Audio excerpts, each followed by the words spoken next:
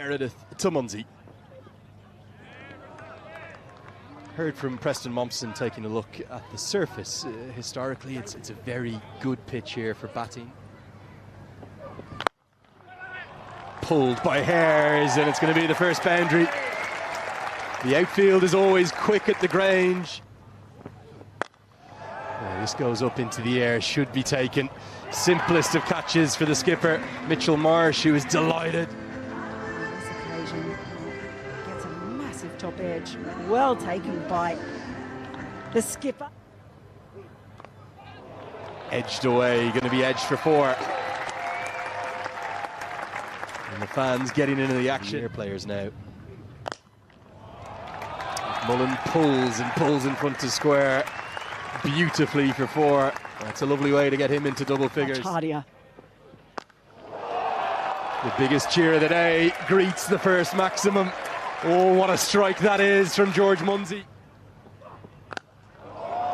Munzi goes bang and gets a good piece of it. Thuds into the advertising hoardings. It's another maximum. His second, Scotland's second. They're just starting to get moving, starting to find the pace of the pitch. Around the ground. Oh, back to back. This one's even bigger. He's at his belligerent best here, George Munzi. Tries to get enough of it, won't go all the way, but will be 3 consecutive boundaries as Meredith is taken to task in his second over. 5 have been bowled. Scotland on the charge. 47 for 1 of this game. Right now, Munzi is loving pace on the ball. And the Scottish crowd are enjoying every second of this. The 50s come up in grand style in the power play. Taken, a brilliant catch. And Australia strike back with the wicket that they needed. Munzi falls to a leaping English. And it's a big breakthrough for Sean Abbott. Ball. Did it again. Munzi went for it. It was only the faint edge. On this occasion, Josh Inglis. A very fine cat. And he's going to get off the mark in some fashion. It's always quick, the outfield, and Meredith won't be able to cut it off. That is McMullen at his best. Lovely shot down the ground. Oh, inside out this time. But there is a fielder underneath for Australia. Millen doesn't quite get all of this. It is an area of strength for him. Scotland's 3rd wicket. Well, he's got every piece of that, Berrington. He's probably their best player of spin, and that guy, well, congratulations, sir. You are in on the action. He gets a prize. Down the ground. He hasn't got all of it. Tim David is coming underneath it, but he hasn't judged it. Difficult running back. But let me tell you, the Grange is a very difficult place to field. It's very uneven in parts. Maybe that just did him there, but in the end was absolutely no. Again, that one in the air, but couldn't get there in time. Again, he has moved across his stumps a couple of times, Matt Cross. This time, he does get hold of it. Himself into position to put that one away, helped around the corner. Got hold of that one. 4 more for Berrington. And this time, it's gone straight up in the air. And it's going to be taken comfortably. Flighted a bit more this time from Zampa. Induces Berrington into the stroke, and Pollard makes no mistake. Steadies himself, doesn't take his eye off the ball. It's a full delivery. It's dug out beautifully. It's going to be 4. Berrington already departed. Picked up into the leg side. Does he get enough of it? No, he doesn't. Picks out the man, Xavier Bartlett, who takes another catch. It was the time of the game in which he needed to force the pace. Tries to clear that boundary, but doesn't get enough of it. In the future too, as Zampa returns and strikes immediately. Leask felt as though he might have got outside the line. I'm not sure if he did, and David McLean has no hesitation in getting the finger up, and all of a sudden the wheels are coming off for the Scots. It's full from Zampa, and it's straight. Fortunately. Oh, where's this one gone? Oh, he's got a good piece of it.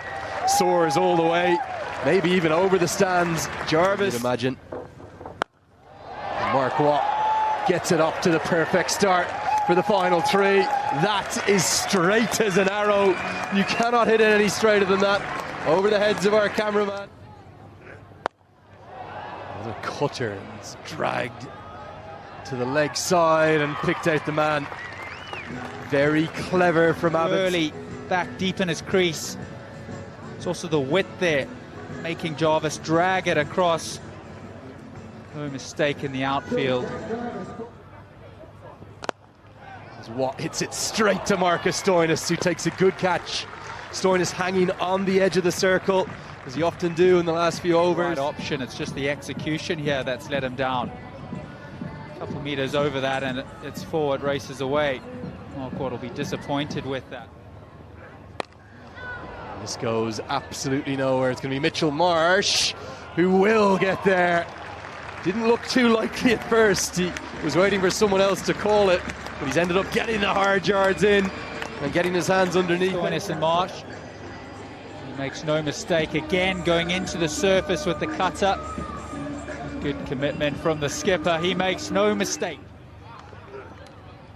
And they're going to be bonus runs. And some cheers finally. And the final delivery of the innings is going to be scampered by, despite the direct hit from Inglis. Two umpires have a look at each other. They're happy with the height of that, and it will be an extra to the total to round out the first inning. Scotland will have to be satisfied. There'll certainly be no more than that. Coming back later on in the innings. There is the story so far. George Munsey got Scotland off to an absolute flyer. Him and McMullen were brilliant through the power play. Efforts from what's an inexperienced attack. Bartlett was probably the pick of them with 2 for 23, but great to see Ronnie Meredith get a T20I wicket after 3 years out. It wasn't an innings that necessarily Scotland will be overly pleased with, but they've got something on the board. They do. I'm actually quite fascinated to see that McMullen is opening the bowling for Scotland. This goes a long way up. Mid-wicket goes back. Charlie Castle, he holds on! And Scotland, they strike early, and Fraser McGurk. Perhaps feeling the pressure, that previous ball, cross up to the stumps behind the wicket, increasing the pressure, just gets right underneath that one. Charlie Castle, well, he... For Scotland. So nearly 2 in the over and 2 in 2. Instead, it just squirts away. It was a nothing shot from Mitchell Marsh. Last thing you want to do is give Travis Head width, though, because he'll pounce on that. Well fielded with one bounce in the crowd. Driven at a catchable height, but Barrington can't get anything on it, and it races to the road. Outside the circle. Problem is, Head pounces on width. Almost an action replay from a few balls prior. 4 more.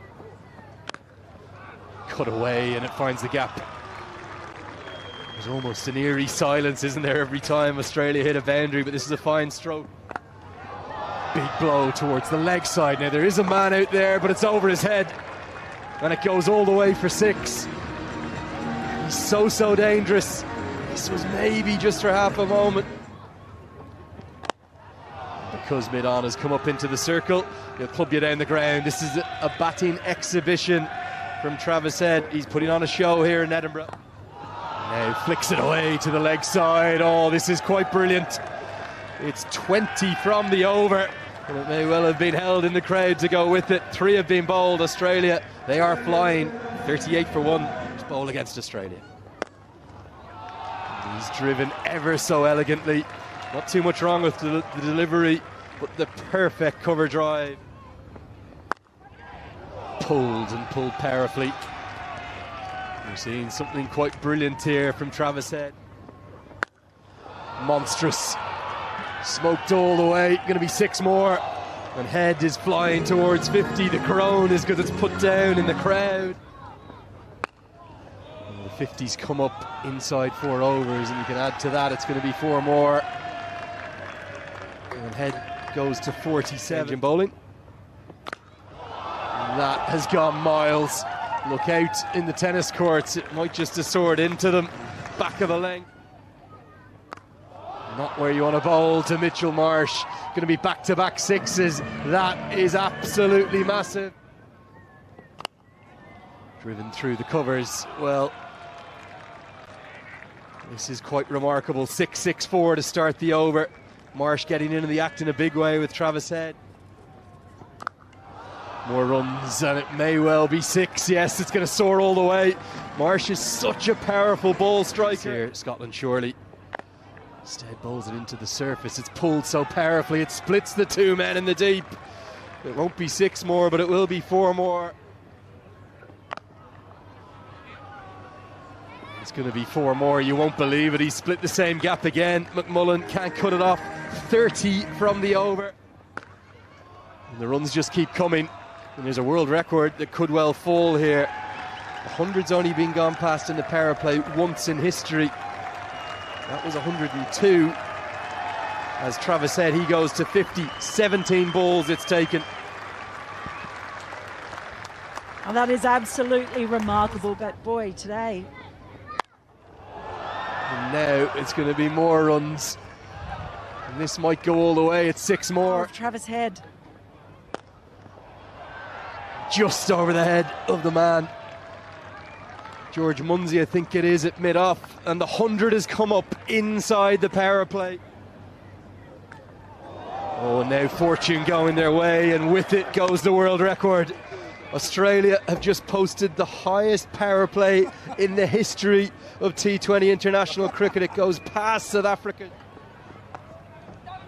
Everywhere the ball goes, it's just going to the rope, and they're making it look so easy, these two. Well, the world record will fittingly complete with a boundary. Nobody has ever made that many in a power play, and Travis Head has been the driving force behind it to bowl the 7th over. He may well have picked up a wicket from his first ball. Pace comes off and everything changes. Michael Lease takes a very good catch, and as I welcome Preston Momsen to the box, finally some relief. Bit of a batter's paradise. Can't think of too many quicker century partnerships as well. We'll have to leave the statisticians to their work there. They put on 113. Well, he didn't. Now this one's been hoiked away and hoiked all the way. It's a slog sweep right into his hitting arc. It's 6 more. Travis Head zoning in on what would be a remarkable 100 here. Range. He's going to try and keep going, but there's a man there, and it's held. Well taken by Michael Leask again. He maybe should have had 2 in 2 balls, but Mark Watt has got 2 in the innings of the highest quality. Yeah, he didn't stop going all innings, and he wasn't going to stop then. Michael Leask makes no mistake with the boundary, but what a fantastic innings. What a head. This is cut away. It's going to be cut away for 4. Gets it intentionally up and over the head of backward point. Good batting from Inglis. Big pull shot now. There is a man out there, but it's gone miles over his head. This one's out of the ground as well. Of course of it. Bigger picture. Jack Jarvis back into the attack, and he's clipped away for 4 more. Inglis making use of that bit of fortune, that life that he had. Driven really pleasingly. Seen some very conventional cricket strokes amidst the chaos. And that is going to be that. Australia, they have soared to victory in the most impressive of fashions.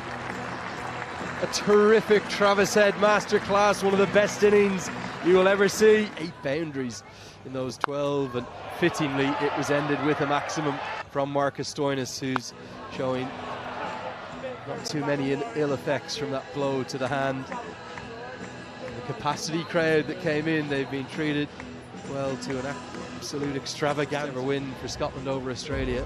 They'll have to wait for another day, but as you rightly say,